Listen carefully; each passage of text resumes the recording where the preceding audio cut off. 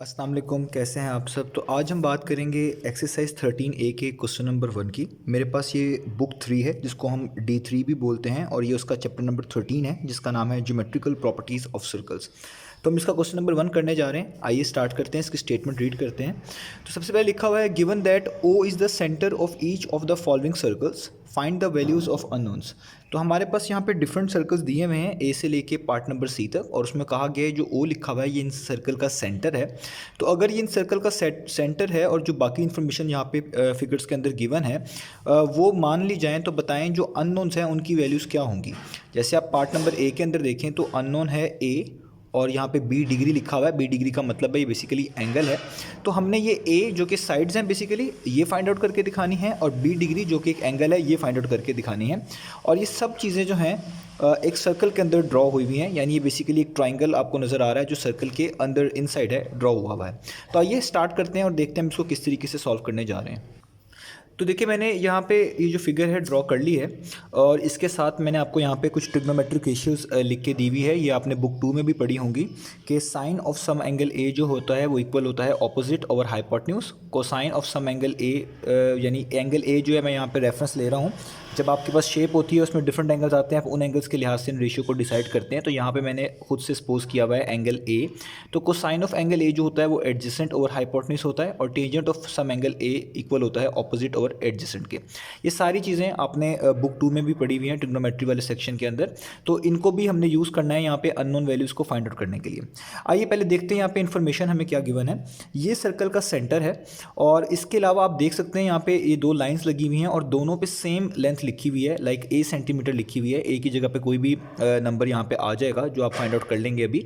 तो यहाँ पे दोनों सेम क्यों हैं, पहले आपको पता होना चाहिए। ये सर्कल की प्रॉपर्टी होती है कि अगर सर्कल के सेंटर से बिल्कुल स्ट्रेट लाइन आप ड्रॉ करें और वो कॉर्ड के ऊपर फॉल कर रही हो। कॉर्ड क्या होती है, ऐसी लाइन जो सर्कल को दो पॉइंट्स पे टच कर रही होती है।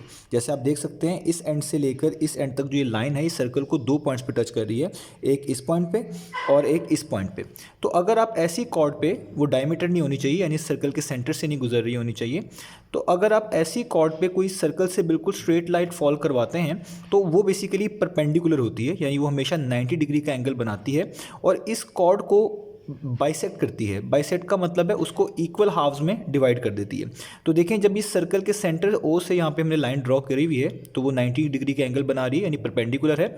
और इसी वजह से उसने इन दोनों इस कॉर्ड को दो इक्वल हाफ्स में डिवाइड कर दिया है। इसलिए दोनों के जो यहाँ पे डायमेंशंस लिखी हुई हैं, जो भी यहाँ पे उनकी वैल्यूज़ लिखी हुई हैं वो सेम आएंगी। इसलिए यहाँ पे भी ए सेंटीमीटर लिखा हुआ है और यहाँ पे भी ए सेंटीमीटर लिखा हुआ है।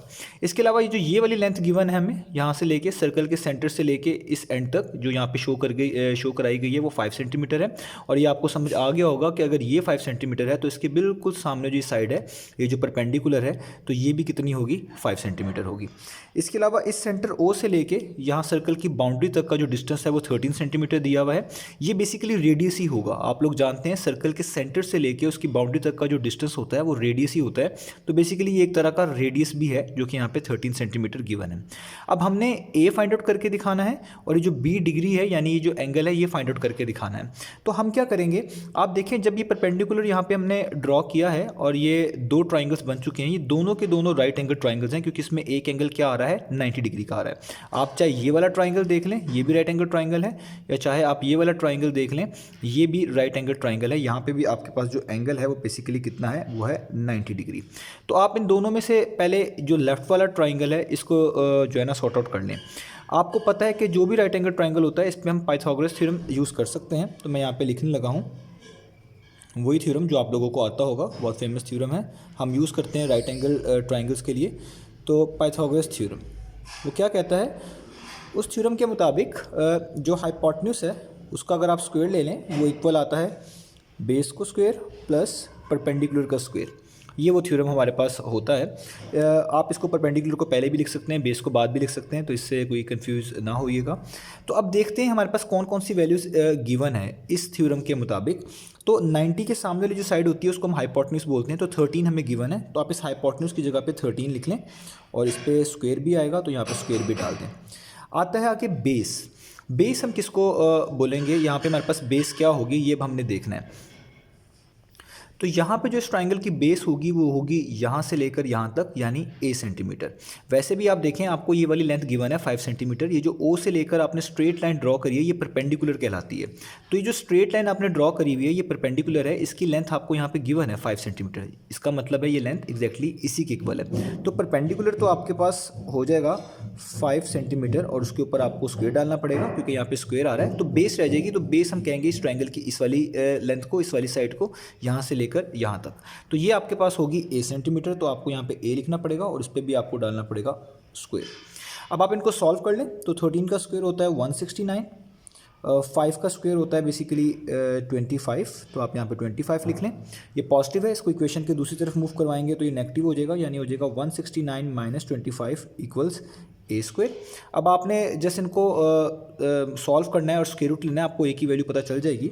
तो 169 में से 25 माइनस करें तो आपको मिलेगा 144 और यहाँ पे a स्क्वायर है, ठीक है। और आपको पता है आपको सिंपल a की वैल्यू चाहिए, लेकिन यहाँ पे स्क्वायर आ रहा है तो आपको दोनों साइड्स पे स्क्वायर रूट अप्लाई करना पड़ेगा। तो आप लिखेंगे applying square root on both sides. तो यहाँ पे ये स्क्वायर और स्क्वायर रूट कैंसिल आउट हो जाता है और स्क्वायर रूट ऑफ 44 का आंसर आएगा पॉजिटिव नेगेटिव ऑफ 12, यानी एक आंसर पॉजिटिव होगा और एक आंसर नेगेटिव होगा। क्योंकि ये लेंथ है और लेंथ हमेशा पॉजिटिव लेते हैं, यानी ये जो a है बेसिकली लेंथ है और ये हमेशा पॉजिटिव होती है। ग्रेटर देन 0 का मतलब है ये हमेशा पॉजिटिव होती है, 0 से बड़ी यानी पॉजिटिव होती है। तो इसलिए हम यहाँ पे नेगेटिव वैल्यूज़ को इंडिकेट नहीं करेंगे। तो हमारे पास जो लेंथ आ चुकी है वो बेसिकली आ चुकी है 12 सेंटीमीटर। अब आपको देखें a पता चल गया है, तो इसका मतलब ये कि सिर्फ ये वाला a नहीं पता चला, ये भी a ही है, ये भी आपको पता चल चुका है, ये भी 12 है और ये भी 12 है। तो अब मैं इसकी जगह पे यहाँ पे लिख सकता हूँ कि आपके पास जो a सेंटीमीटर नीचे गिवन थे कॉर्ड की, जो कॉर्ड जो बाइसेक्ट हुई हुई थी वो बेसिकली 12 सेंटीमीटर है। तो मैं यहाँ पे दोनों जगह पे अब आपको 12 सेंटीमीटर लिख देता हूँ। तो देखिए मैंने अब यहाँ पे a की जगह पे 12 सेंटीमीटर लिख दिया क्योंकि मैंने वो वैल्यू फाइंड आउट कर ली है। अब हमें इस b डिग्री को फाइंड आउट करना है। ये बेसिकली एंगल है और एंगल के लिए हमें इन ट्रिग्नोमेट्रिक रेशियोज़ की मदद लेनी पड़ेगी। तो ये मैंने बुक 2 में भी चैप्टर नंबर 11 में ये काम बताया है, अभी भी अपलोड कर रहा हूँ। रिसेंटली मैंने इस चैप्टर से रिलेटेड बुक 2 का जो था ट्रिग्नोमेट्री का, इससे रिलेटेड मैंने कंटेंट अपलोड किया है, वो आप लोग देख सकते हैं अगर आपको नहीं पता। बाकी मैं कोशिश करूँगा यहाँ पर भी उसको बता दूँ। तो आपको जब इस तरह का केस आए कि उसमें राइट एंगल ट्राइंगल हो, कुछ एंगल या साइड में से फाइंड आउट करना हो, तो हम अक्सर इन रेशियोज़ की मदद लेते हैं। तो आप पहले देख लें कि आपको जो एंगल चाहिए या जो भी साइड्स चाहिए उसमें क्या चीज़ गिवन है और क्या चीज़ मिसिंग है। तो आपको b डिग्री तो फाइंड आउट करके दिखाना है, तो इसलिए आपको यहाँ पे b डिग्री लिखना पड़ेगा कि ये तो हमने बेसिकली फाइंड आउट करना है, यानी बेसिकली एंगल फाइंड आउट करके दिखाना है आपने। और जो एंगल के सामने वाली साइड होती है इसको हम बोल रहे होते हैं ऑपोजिट। तो b डिग्री की जो सामने वाली साइड है यहाँ से लेकर यहाँ तक वो है बेसिकली ऑपोजिट, जिसको हम बोल रहे होते हैं ऑपोजिट साइड। तो इसको मैं शॉर्ट करके लिख रहा हूँ ऑपोजिट साइड, आप इसको फुल में लिख लीजिएगा। तो वो है 12 सेंटीमीटर। और आपको कुछ और गिवन है तो वो आप लोग देख सकते हैं कि जो हाइपोटेन्यूस है यहाँ भी 90 डिग्री का एंगल है, इसके सामने वाली साइड को हाइपोटेन्यूस बोलते हैं, यानी ओ से लेकर ये जो यहाँ तक की लेंथ है ये हाइपोटेन्यूस है। और ये भी हमें पता है क्योंकि आप लोग जानते हैं सर्कल का जो सेंटर से लेके बाउंड्री तक का डिस्टेंस होता है उसको रेडियस बोलते हैं और वो चेंज नहीं होता, वो चाहे आप यहाँ से यहाँ तक बना लें, यहाँ से यहाँ तक बना लें, उसका रेडियस सेम रहता है। तो ये भी तो ओ सेंटर से लेके बाउंड्री तक का फासला है, तो ये भी रेडियस ही होगा। और ये हमें पहले से ही पता है जितना ये है यानी ये भी रेडियस है उतना ही ये भी होगा, तो ये भी होगा 13 सेंटीमीटर। तो इस सर्कल का रेडियस होता है, चाहे आप यहाँ से यहाँ पॉइंट बना लें, ये हमेशा सेम रहता है। तो अगर ये 13 है तो जाहिर बात है ये भी 13 होगा। तो 90 के सामने है तो बेसिकली ये रोल प्ले करेगा हाइपोटेन्यूस का, तो वो है यहाँ पे 13 सेंटीमीटर। यहाँ तक बात हो गई। अब ये जो ट्रिग्नोमेट्रिक रेशियोज़ होती हैं इनमें 3 चीज़ें होती हैं एक वक्त में, एक एंगल और 2 साइड्स। तो अगर आपको इन 3 में से कोई सी 2 वैल्यूज़ पता हों तो तभी आप तीसरी वैल्यू फाइंड आउट करके दिखा सकते हैं। तो अगर आपके पास कोई भी यहाँ पे 3 वैल्यूज़ आ जाएं तो आपने ये देखना होता है कि आपका जो गिवन डाटा है ये किस रेशियो में अपीयर हो रहा है, यानी किस रेशियो में एंगल, ऑपोजिट और हाइपोटेन्यूस लिखा हुआ है, वही रेशियो यहाँ से आप पिक कर लेंगे। तो देखिए एंगल तो तीनों के अंदर ही आएंगे, तो एंगल तो स्किप कर दें, अगली चीज़ सोचें वो है ऑपोजिट। तो ऑपोजिट साइन में भी अपीयर हो रहा है ऊपर और टेंजेंट में भी आ रहा है, कोसाइन में नहीं आ रहा है यहाँ पे फिलहाल ऑपोजिट, तो अभी इसको हम थोड़ी देर के लिए छोड़ देते हैं। तो अब ऑपोजिट और हाइपोटेन्यूस यहाँ पे है साइन में और एंगल भी है, यानी ये ऐसी रेशियो है जिसके अंदर दोनों चीज़ें गिवन है, तीनों चीज़ें गिवन है, एंगल भी है, ऑपोजिट भी है, हाइपोटेन्यूस भी है। यहाँ भी ये चीज़ चाहिए, एंगल, ऑपोजिट और हाइपोटेन्यूस। अगर आप कोसाइन की बात करते हैं तो इसके ज़रिए भी आप ये वाला एंगल फाइंड आउट कर सकते थे क्योंकि एडजेसेंट और हाइपोटेन्यूस यहाँ पे चाहिए था आपको। तो एडजेसेंट जो है बेसिकली वो यहाँ पे अगर आप नोटिस करें इस एंगल के लिहाज से एडजेसेंट 2 साइड्स बनती है, या तो आर होनी चाहिए या तो ये ओ से लेकर यहाँ तक होनी चाहिए। तो ये तो हाइपोटेन्यूस फिक्स हुई हुई है इस ट्रायंगल के लिहाज से, तो ओ से लेके यहाँ तक का जो डिस्टेंस है ये एडजेसेंट का रोल प्ले करती, और वो आपको पहले से गिवन थी, वो थी 5, यानी आपको एडजेसेंट मालूम थी 5, हाइपोटेन्यूज पहले से मालूम थी 13, और एंगल आपने फाइंड आउट करना था, तो आप इजीली कोसाइन यूज़ करके भी एंगल निकाल लेते। तो मैं यहाँ पे जो यूज़ कर रहा हूँ वो साइन यूज़ करने लगा हूँ, आप कोसाइन भी यूज़ कर सकते हैं, दोनों से आंसर्स आ जाएंगे आपके पास। तो मैं लिखने लगा हूँ sine of angle A. Angle A का मतलब है जो आप यहाँ पे एंगल यूज़ कर रहे हैं, मेरे पास यहाँ पे एंगल बी डिग्री है तो मैं यहाँ पे इसको बी लिख रहा हूँ, ठीक है। इक्वल्स ऑपोजिट और हाइपोटेन्यूज, तो एंगल के जो अपोजिट साइड होती है वो ऑपोजिट कहलाती है, तो वो हमारे पास 12 सेंटीमीटर है, और डिवाइडेड बाय हाइपोटेन्यूज, तो जो 90 के सामने होती है उसको हम हाइपोटेन्यूज बोलेंगे, तो वो यहाँ पे होगा 13 सेंटीमीटर, ठीक है। अब देखिए हमने ये एंगल बी फाइंड आउट करना है, तो ये जो साइन है इसको हम साइन इन्वर्स बना लेंगे। हम इस साइन को इस तरह का, जब ट्रिग्नोमेट्रिक फंक्शंस आते हैं तो इनको जब इक्वेशन के दूसरी साइड्स पे मूव करते हैं तो ये इन्वर्स फंक्शन बन जाते हैं, इसको हम साइन इन्वर्स बोलते हैं। तो आप इस बी को यहीं पे रहने दिया करेंगे और इस साइन को वहाँ मूव करेंगे, तो ये बन जाएगा साइन इन्वर्स। याद रखिएगा ये आपने इस तरह मूव करना होता है, इसको इस तरह कहते हैं, साइन इन्वर्स हो जाएगा, और यहाँ पर आ जाएगा 12 सेंटीमीटर और डिवाइडेड बाई 13 सेंटीमीटर, ये वैसे ही रहेगा। तो यहाँ पे आपको B का जो आंसर है इन टर्म्स ऑफ डिग्रीज मिल जाएगा। तो मैंने ये कैलकुलेशन कैलकुलेटर पे कर ली है, तो मेरे पास ये देखिए मैंने लिखा हुआ है साइन इनवर्स 12/30, तो इसको मैंने इक्वल टू किया है, तो आंसर आ रहा है 67.38। और आपको अगर नज़र आ रहा हो तो मेरे पास जो कैलकुलेटर का मोड सेट है वो डिग्रीज़ के अंदर सेट है, तो अगर आपने रेडियंस किया हो और आप यहाँ पे रेडियंस के अंदर वैल्यूज़ ले रहे होते हैं पाइज में, तो यहाँ पे रेडियंस सेट कर लें, आपका आंसर ज़्यादा बेहतर रहेगा। और अगर डिग्री में सेट वैल्यूज़ ले रहे हैं जिस तरह के मैं फाइंड आउट कर रहा हूँ, तो यहाँ पर डिग्री रखें, तो आपका आंसर उसके लिहाज से बेहतर रहेगा।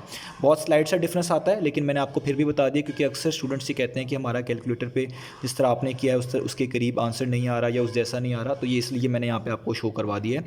तो मेरे पास आंसर आ रहा है 67.38, तो मैं इसको यहाँ तक लिख रहा हूँ 67.38 और सेंटीमीटर। तो मैं जो अपना आंसर है इसको 1 डेसिमल प्लेस तक दे देता हूँ, यहाँ पे लिख देता हूँ। तो 1 डेसिमल प्लेस तक करूँ तो यहाँ तक 1 डेसिमल कंप्लीट होते हैं, इसके अगले वाला नंबर 5 से बड़ा है तो इसको आपको ऐड करना पड़ेगा, तो 3 में 1 ऐड करेंगे तो ये हो जाएगा 67.4 सेंटीमीटर। तो ये हमारे पास बेसिकली आ गया बी डिग्री का आंसर जो हमने फाइंड आउट करना था, ये था ए का आंसर, और बाकी सारी चीज़ें मैंने यहाँ पे एक्सप्लेन कर दी हैं। उम्मीद करता हूँ आपको समझ आई होगी।